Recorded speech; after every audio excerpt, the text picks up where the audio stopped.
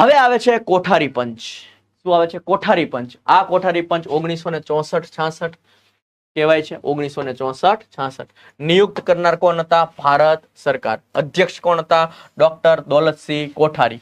દૌલતસિંહ કોઠારી તે સમયે યુજીસી ના અધ્યક્ષ હતા. કોણ? યુજીસી ના અધ્યક્ષ કોણ હતા એ સમયે? દૌલતસિંહ કોઠારી. ઓકે, અને આના અધ્યક્ષ પણ કોણ હતા? દૌલતસિંહ કોઠારી. સ્વતંત્રતા પછી શિક્ષણમાં સુધારા માટે અલગ અલગ આયોગો અને સમિતિઓ બની હતી, પણ પ્રાથમિક, માધ્યમિક અને ઉચ્ચતર સ્તર માટે અલગ અલગ હતી. ઓકે, પહેલા વાત એવી હતી કે પહેલા જે રાધાકૃષ્ણન પંચ આવ્યું ને, તો એને ખાલી વાત ઉચ્ચ શિક્ષણ ઉપર જ કરી. ઓકે, પહેલા જે પંચ આવ્યું, કયું પંચ આવ્યું હતું? પહેલા પંચ, તો કે પહેલા પંચ આવ્યું હતું આપણું રાધાકૃષ્ણન પંચ. એને માત્ર ને માત્ર વાત કરી ઉચ્ચ શિક્ષણ ઉપર. પછી આવી મુદાલિયર પંચ, એને માત્ર ને માત્ર વાત કરી અથવા તો સૌથી વધારે ભાર આપ્યો હોય તો એ માધ્યમિક શિક્ષણ ઉપર આવ્યો. તો બધી જગ્યાએ અલગ અલગ હતું. બધી જગ્યાએ કેવું કેવું હતું? અલગ અલગ હતું. એટલે હવે આવ્યું કોઠારી કમિશન. બધી જગ્યાએ હરખું કરવાની વાત થાય. દેશમાં એક સમાન અને રાષ્ટ્રીય સ્તરે જોડાયેલ શિક્ષણ નીતિની જરૂર હતી. ઓકે, તો વિજ્ઞાન અને ટેકનોલોજીનો વિકાસ થાય, રાષ્ટ્રીય એકતા, આર્થિક વૃદ્ધિ, સામાજિક પરિવર્તન આવે, શિક્ષણ મજબૂત બને, આવું જરૂરી હતું એ સમયે. એટલે તો આ આવ્યું. મુખ્ય હેતુ શું હતો? પ્રાથમિક થી લઈને ઉચ્ચ શિક્ષણ સુધીની સમગ્ર શિક્ષણ પ્રણાલીની સમીક્ષા કરવાની છે. કે ભાઈ પ્રાથમિક થી લઈ, માધ્યમિક થી લઈ ઉચ્ચ શિક્ષણ સુધી કેવું હાલે છે શિક્ષણ, એની સમીક્ષા કરવાની વાત છે. શિક્ષણને રાષ્ટ્રીય વિકાસના લક્ષ્યો સાથે જોડવાનું છે. શિક્ષણ જો આપણે સારું આપશું તો જ રાષ્ટ્રનો વિકાસ થઈ શકશે. ડન છે. તો એક રાષ્ટ્રીય શિક્ષણ માળખું તૈયાર કરવું જે દેશભરમાં લાગુ કરી શકાય. ઓકે, એક માળખું લાગુ કરી દો ભાઈ, કે જેથી આખા દેશમાં એક લાગુ પડી શકે. કોઠારી કમિશનની વાત છે. રાષ્ટ્રીય લક્ષ્યો સાથે જોડાયેલ શિક્ષણ કરવાની છે. ઓકે, શું શિક્ષણનો હેતુ શું હોવો જોઈએ?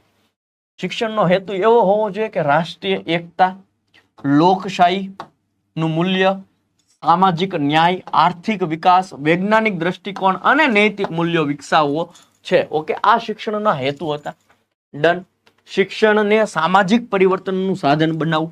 કે શિક્ષણ જે સરસ હશે, જોરદાર હશે, ઓકે, તો આપણું રાષ્ટ્ર જે છે જીવનમાં આગળ વધશે. ઓકે, જ્યાં સુધી અભણ રહેશે માણસો ત્યાં સુધી એ રાજનીતિ ચાલતી રહેવાની છે. ઓકે, જ્યાં સુધી અભણ માણસો હશે ત્યાં સુધી રાજનીતિ જે છે એ ચાલતી રહેવાની છે. એટલે એજ્યુકેશન એક જ ઓપ્શન છે, ભારત દેશને આગળ લઈ જવો, વિકસિત દેશ બનાવવો. ઓકે, જ્યાં સુધી ગરીબી રહેશે, જ્યાં સુધી ભ્રષ્ટાચાર રહેશે, જ્યાં સુધી એ ભારતના યુવાનો ભણેલા ગણેલા નહીં હોય ત્યાં સુધી બધા આપણી ઉપર રાજ કરવાના છે. ધ્યાન રાખજો.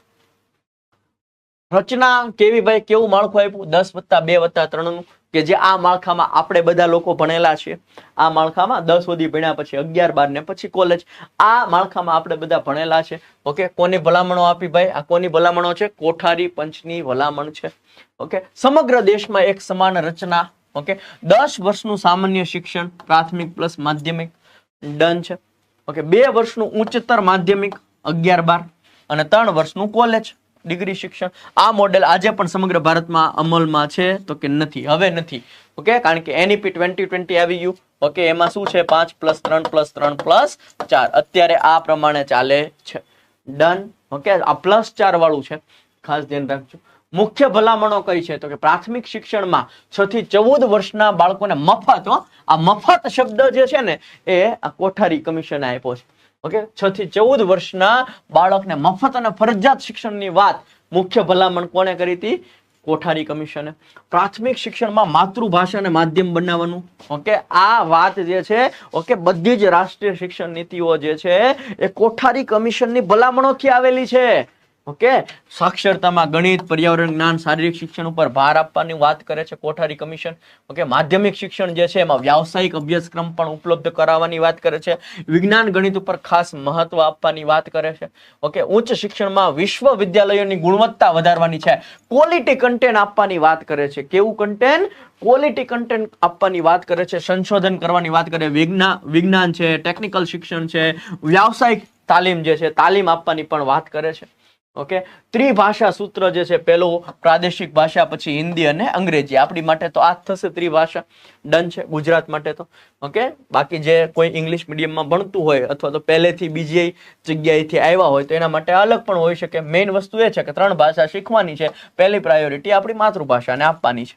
ઓકે, અને બીજી 2 તમે તમારી રીતના લાવી શકો છો. 22 ભાષા માન્ય ભાષા છે ભારતની અંદર. કેટલી ભાષા માન્ય ભાષા છે? 22 ભાષા માન્ય છે. એમાંથી પહેલી પ્રાયોરિટી તમારે કઈ આપવાની છે તો કે માતૃભાષાને. બાકીની 2 તમારી રીતે તમે રાખી શકો છો, પણ એઝ પર રૂલ શું કરે ભાઈ કે ભાઈ બધાને હરખું જ ભણાવે. ડન છે. એક વિદ્યાર્થી હાટું કઈ અલગ ભણાવે નહીં. તમને ખબર હશે ધોરણ 10 માં તમારે સંસ્કૃત હિન્દી આવતું. ઓકે, તો તમારે અત્યારે તો ઓપ્શન આપતા હશે, પણ આપણે ભણતા ત્યારે આખી સ્કૂલ જે વિષય રાખે, આખી સ્કૂલે સંસ્કૃત રાખ્યું તો આખી સ્કૂલને સંસ્કૃત જ રાખવાનું. મેં સંસ્કૃત રાખ્યું હતું તો હિન્દીની પરીક્ષા મારે હમણાં દેવી પડી. ડન છે. હિન્દી ફરજિયાત છે. ગવર્મેન્ટ તમે જો ગવર્મેન્ટ તમે શિક્ષક બનો છો તો હિન્દી વિષય ફરજિયાત છે. એટલે હિન્દી વિષય જે કોઈને ન હોય તો હિન્દી વિષયની અંદર પરીક્ષા દઈ દેજો. ઓકે સાહેબ, હિન્દી વિષય ન હોય શું થાય તો ત્યાં સુધી તમને ઇન્ક્રીમેન્ટ ન મળે, પગાર વધારો મળે નહીં. ઓકે, ડન છે. ખાસ કરીને આ ધ્યાન રાખવાનું છે. ડન. બીજું શું હતું કે તમે પાસ થઈ જાઓ છો, ગવર્મેન્ટમાં શિક્ષક બની જાઓ છો તો ત્યારે જીટીયુ ઓકે, જીટીયુ દ્વારા જે સીસીસી લેવાય છે એ કમ્પલસરી પાસ કરવી ફરજિયાત છે. નહીં તો પણ તમને ઇન્ક્રીમેન્ટ મળતું નથી. પણ આ વાત છે શિક્ષક બન્યા પછીની. ઓકે, જે શિક્ષક બની ગયા છે તો આ એક પાસ કરી નાખે. ડન. ચલો, શિક્ષકને તાલીમ આપવાની પણ વાત કરે છે ભાઈ. ઓકે, પછી વ્યાવસાયિક શિક્ષણની વાત કરે છે, સતત શિક્ષણની વાત કરે છે, વયસ્કોમાં સાક્ષરતા લાવવાની વાત કરે છે, દરેક વિદ્યાર્થી સાક્ષર બને. ઓકે, જીવનભર શિક્ષણ જે છે, લાઈફ લોંગ એજ્યુકેશન ની કલ્પના કરે છે કે વિદ્યાર્થી જે છે એ લાઈફ ટાઈમ ભણતો થાય તો જ એ અપગ્રેડ થઈ શકે, એ જીવનમાં ટકી શકે. ટેટ 1 ઇંગ્લિશ મેન્સની ટાટ 1 ઇંગ્લિશ મેન્સની બુક્સ અવેલેબલ છે નહીં? બુક અવેલેબલ નથી, કોર્સ અવેલેબલ થઈ જશે. રાષ્ટ્રીય શિક્ષણ નીતિ જે છે, ઓકે, અહીંયા જો આ ભલામણોના આધારે, કઈ ભલામણો? કોઠારી પંચના ભલામણોના આધારે 1968 માં પ્રથમ રાષ્ટ્રીય શિક્ષણ નીતિ ઘડાઈ. તે વખતે કોણ હતું? ઇન્દિરા ગાંધી. ઓકે, પ્રથમ વખત સમગ્ર શિક્ષણ પ્રણાલીનો એક સાથે સમીક્ષા થઈ. ઓકે, શિક્ષણ સામાજિક પરિવર્તનનું સાધન છે એવું કીધું. કોને? કોઠારી પંચે. શિક્ષણ જે છે એ સામાજિક પરિવર્તનનું સાધન છે. 10+2+3 ની પદ્ધતિ, ત્રિભાષા સૂત્ર, રાષ્ટ્રીય એકતા માટેનું શિક્ષણનું મુખ્ય યોગદાન છે. ઓકે, આને શું કહેવામાં આવે છે? આઝાદી પછીનું મેગ્ના કાર્ટા કહેવામાં આવે છે. કારણ કે એને પ્રાથમિક, માધ્યમિક, ઉચ્ચતર માધ્યમિક બધાની વાત કરી. ઓકે, અને જે હજુ પણ ઘણું બધું ચાલ્યું આવે છે. ઓકે, ડન છે. આલોચના પણ થઈ. મેં કીધું ને કે ભાઈ ગમે એવું સારું કામ કરો, તમારી પાછળ દાંત કાઢવા વાળા હોય જ તે. નો છું ને તમારું, એવા હોય જ તે. બિલકુલ ચિંતા કરવાની નહીં. આપણે આપણા ફ્લોમાં હાલ્યું જવાનું છે. સમાજની ચિંતા બિલકુલ કરવાની છે નહીં. ઓકે, આ વાત કરું છું તમારી આગળ વધવાની. ઓકે, પછી કોઈ છોકરા છોકરીને ભગાડીને લઈ જવાની વાત નથી કરતો કે ભાઈ સમાજની ચિંતા નહીં કરવાની. એવી બાબતમાં સમાજની ચિંતા કરવાની. ઓકે, પણ જ્યાં તમારું તમે જે છે એક જગ્યાએથી અપ લેવલ સુધી જાઓ છો, જ્યાં તમારો ગ્રોથ છે, ઓકે, તમે આગળ વધો છો, ઓકે, તો ત્યાં તમારે સમાજની ચિંતા કરવાની નથી. તમે જીપીએસસી ની તૈયારી કરો છો અને આજુબાજુ વાળા દાંત કાઢે છે તો વાંધો નહીં, તો વાંધો નથી. પણ તમે એમ કે સાહેબે કીધું સમાજની ચિંતા નથી કરવાનું, હાલ વયા જઈએ, પણ એવું કરવાનું નથી. ક્લિયર છે? ઓકે, મૂલ્યો હાચવીને રાખવાનું છે. શિક્ષણનું બીજું પણ એક વાત છે, ચારિત્ર્ય. ઓકે, એની માટે પણ શિક્ષણ આપવામાં આવે છે. મૂલ્યો, હારો માણસ ખબર પડે. શિક્ષણનું મુખ્ય વાત શું છે? શિક્ષણ શું કામ આપવું પડે?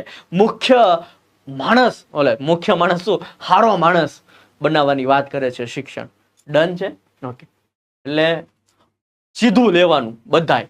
ભલામણો સારી હોવા છતાં અમલ માટે પૂરતા સંસાધનો નહોતા ભાઈ.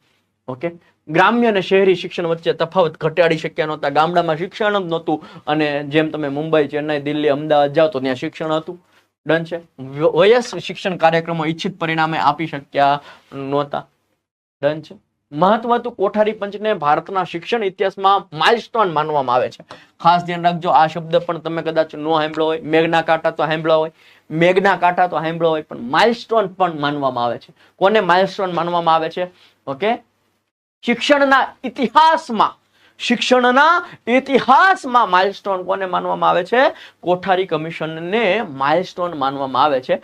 આ પંચની ભલામણો આજે પણ શિક્ષણ નીતિમાં મહત્વ ધરાવે છે. 1968 રાષ્ટ્રીય શિક્ષણ નીતિનું આધાર સ્તંભ કોણ હતું? કોઠારી કમિશન. જે પહેલી રાષ્ટ્રીય શિક્ષણ નીતિ આવી એનો આધાર સ્તંભ કોણ હતું ભાઈ? તો કે ભાઈ કોઠારી કમિશન.